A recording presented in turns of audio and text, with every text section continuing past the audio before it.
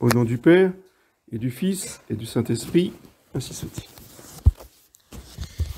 Eh bien, chers frères, comme chaque année, nous célébrons, magnifions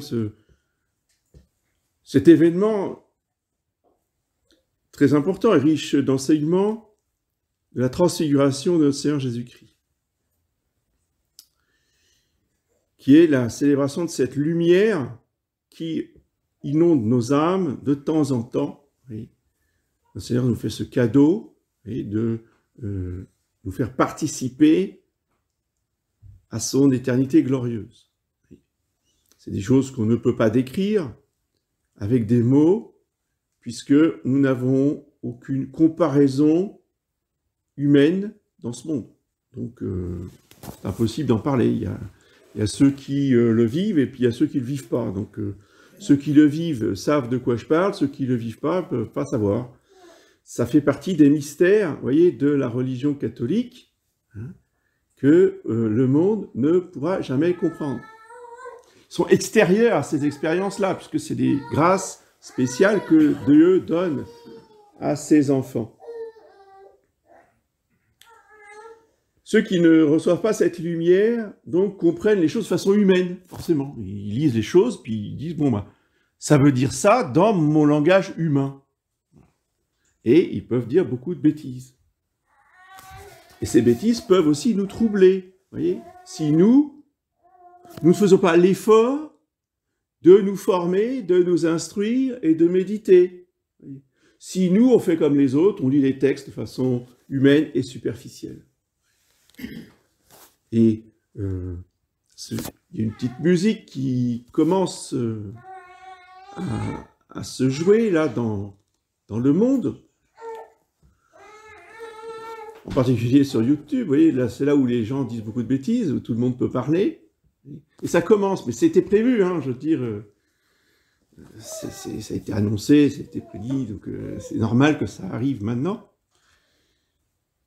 Et vous avez des non-pratiquants, des incroyants, qui viennent nous faire la leçon et la morale, évidemment, sur nos textes.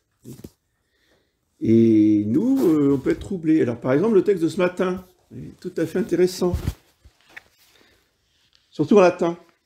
Alors, vous voyez, même le traducteur était un peu gêné, quand même. Donc, il n'a pas traduit le mot. Parce que c'est un peu... ça aurait demandé des explications. Et la dernière phrase de l'épître, Donec dies elucescat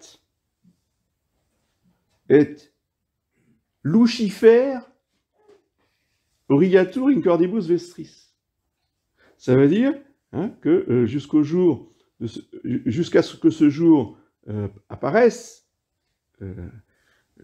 s'illumine, et que Lucifer naisse dans vos cœurs. Je n'ai pas rêvé, vous pouvez vérifier. Vous avez bien lu comme moi. Ah bon? Donc Lucifer va naître dans nos cœurs. Ah oui, Lucifer, c'est le Dieu bon, le Dieu de la franc-maçonnerie. Qu'est-ce que vous avez contre les lucifériens? Puisque votre apôtre, votre premier pape, vous dit que Lucifer va naître dans vos cœurs. Et moi, la vidéo que j'avais vue qui m'avait fait vraiment sourire, c'est que la preuve que le Vatican est complètement aux mains des ennemis de l'Église, c'est que, alors à l'époque c'était Ratzinger, ils avaient mis l'extrait de la vidéo de Ratzinger chantant l'Exultet, vous savez, le grand hymne de l'abbé Pascal. Ben là encore, on parle de Lucifer. Donc vous voyez bien, Benoît XVI a invoqué Lucifer dans la liturgie pascale. Alors évidemment, eux ils disaient, bon, vous voyez, c'est une preuve qu'ils font partie des Illuminati, etc. Si vous n'êtes pas formé, si vous n'avez pas médité ces choses-là, mais vous êtes troublé, qu'est-ce que ça veut dire, quoi? Bon, alors, Ratzinger, à la limite, pourquoi pas, mais bon, dans mon missel des 1930, on me parle de Lucifer qui va naître dans mon cœur. Voilà. Alors, Lucifer, c'est le nom commun. Il n'y a pas de L majuscule, hein. Vous avez regardé dans l'épître de Saint-Pierre, il ne parle pas de Lucifer avec un L majuscule. C'est évident que Saint-Pierre connaissait Lucifer, hein. Donc s'il parle de Lucifer avec un petit L, eh bien ce n'est pas le nom propre, c'est le nom commun. Et le nom commun désigne effectivement ce qui est traduit en français dans le texte à côté, c'est l'étoile du matin. Pourquoi l'étoile du matin? C'est la première étoile, enfin plutôt non, c'est la dernière étoile, précisément, pas l'étoile du berger, c'est l'étoile du matin, c'est la dernière étoile qui s'éteint quand le soleil se lève. Et donc, même en général, elle est sous le soleil, c'est Vénus. Donc Lucifer, c'est Vénus, la planète, pas la déesse. Donc pourquoi l'appelle-t-on Lucifer? Parce que justement, c'est l'étoile qui porte le soleil le matin quand il se lève. D'accord? Voilà. Et l'étoile du matin, qui c'est? C'est la très sainte Vierge Marie. D'où la représentation sur certaines statues ou certaines images de la Sainte Vierge avec une étoile sur le front. L'étoile, c'est Lucifer. Parce qu'au départ, cette étoile, elle a été portée par qui? Par Lucifer, justement. C'est pour ça que si vous regardez des représentations ou des statues de Lucifer, y compris celui qui est à la place de la République, ben, il a une étoile sur le front. Parce qu'il porte, justement, l'étoile qui s'appelait Lucifer. C'est le porteur de lumière qui était au départ, au début de la création, l'ange qui devait porter la lumière de Dieu à tous les anges et à tous les hommes ensuite. Il a failli à sa vocation, mais c'était cela. Et celle qu'il a remplacée pour porter l'étoile Lucifer, c'est la très sainte Vierge Marie, son ennemi personnel évidemment, qui va lui écraser la tête. Alors, une fois qu'on a ces explications-là, voyez, on comprend de quoi il s'agit, de quoi dire il retourne. Mais encore faut-il les connaître. Sinon, on dit, ah ben voilà, Saint-Pierre est le fondateur des Illuminati. On peut dire n'importe quoi. Voyez. Tout ça pour la signification d'un mot. Connaître la signification des mots. Parce que, oui, il y a Lucifer pour Jésus-Christ, il y a Lucifer pour Satan, il y a des symboles ou des statues qui sont identiques pour le bon Dieu comme pour le démon. C'est-à-dire, c'est pas parce que c'est identique, hein, vous connaissez le symbole de la Trinité, le triangle avec l'œil, c'est pas parce que les francs-maçons ont exactement le même symbole que tout de suite, dès qu'on voit, ça veut dire que ce sont des francs-maçons ou des Illuminati. Il y a marqué Lucifer, donc ce sont des Illuminati. Ayons du discernement, ayons une culture catholique au-delà de notre catéchisme. Ah, mais monsieur l'abbé, j'ai appris mon catéchisme. Très bien. C'est largement insuffisant. Surtout aujourd'hui où nos ennemis sont très puissants, mais ce ne sont pas nos ennemis comme avant. Parce qu'avant, les matérialistes communistes, hein, ils ne faisaient pas de cadeaux. De toute façon, toutes les religions étaient mises sur le même pied. Il fallait éliminer toutes les religions, tous les religieux, et les mettre dans des camps en goulag. Avec ça, c'est sûr que c'est pas très compliqué. Il n'y a pas 36 questions à se poser. Les ennemis que nous avons aujourd'hui dans le monde entier, qui veulent créer le mondialisme, ces ennemis-là sont des hauts initiés, sont des gens qui ont une mystique, qui, eux, sont mystiques, contrairement à nous, que « Oh, c'est trop compliqué, oh, j'y comprends rien ». Ouais, non, sauf que ceux qui nous dirigent, eux, ont de la haute mystique, luciférienne, mais du coup, du Lucifer, l'ennemi de Dieu, oui, qui leur transmet justement, à travers les loges maçonniques, qui leur transmet la lumière satanique. D'accord? Donc, si c'est de la lumière, c'est du bien, c'est de la bonté, c'est de la guérison, c'est de la santé, c'est de la science, c'est de la technique. C'est ça la lumière luciférienne. Attention, hein. C'est bon, et on ne peut pas dire que c'est mauvais. Des bons médicaments naturels, des bonnes plantes qui guérissent, tout un tas de choses qui sont bonnes. Oui, mais monsieur l'abbé, ça vient des ennemis de l'Église. Et alors? L'ennemi de l'Église va vous donner un bon médicament, donc vous allez dire, c'est mauvais, c'est du poison, parce que ça vient des ennemis de l'Église. Non, je suis désolé. Ce qui est bon est bon. On a un cerveau, mes bien chers frères. Si Dieu nous a donné un cerveau, c'est pour que tout le monde l'utilise. Ah mais oui, mais vous comprenez, moi, je ne suis pas capable. Attendez, vous avez exactement le même cerveau que les autres. Vous n'êtes pas capable dans certains domaines, mais nous aussi, personne n'est capable dans tous les domaines. Ce n'est pas la question. On a un cerveau. Ce cerveau-là, il fonctionne. À part, évidemment, qu'il y a des personnes qui ont des difficultés ou des impossibilités physiologiques, ça c'est autre chose. Je parle de monsieur tout le monde qui vit une vie normale. Il a un cerveau, il faut qu'il l'utilise. Comment est-ce qu'on l'utilise? Eh bien, justement, en cherchant la signification des choses. Qu'est-ce que ça veut dire? Qu'est-ce qu'on veut me dire par là? Qu'est-ce que c'est? C'est bien, c'est mal? C'est bien. Si c'est bien, c'est bien. Oui, mais celui qui me le propose, lui, il adore Lucifer. Oui, ça, c'est mal. Donc, on va rejeter cette doctrine ou cette fausse religion ou cette fausse philosophie, etc. Ou l'erreur, d'accord. Mais si il me dit que, je sais pas moi, l'eau de mer de Quinton, c'est très bon pour ma santé, et puis que, effectivement, bah, l'eau de mer, c'est l'eau de mer du bon Dieu. Hein. Ah, ben oui, mais c'est un luciférien qui me l'a dit. Ben et alors? C'est pas pour ça que l'eau de mer est mauvaise, vous comprenez? Et vous prenez comme ça tout un tas d'exemples, parce que je me bagarre régulièrement, vous voyez, avec des catholiques qui se croient ultra-catholiques parce qu'ils rejettent tout ce qui vient du mauvais. C'est très bien. Mais après, il ne faut pas être bête. Si ce qui est proposé est bon, c'est bon.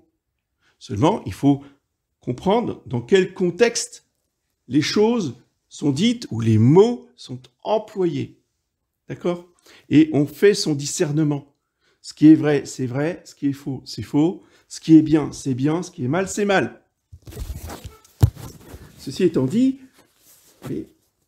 pour bien lutter contre la lumière de Lucifer, qui va grandir au fur et à mesure que les ennemis vont voyez, se fortifier et vouloir contrôler la planète, bien, face à cela, ne croyez pas que la lumière du Verbe de Dieu va rester impuissante et petite.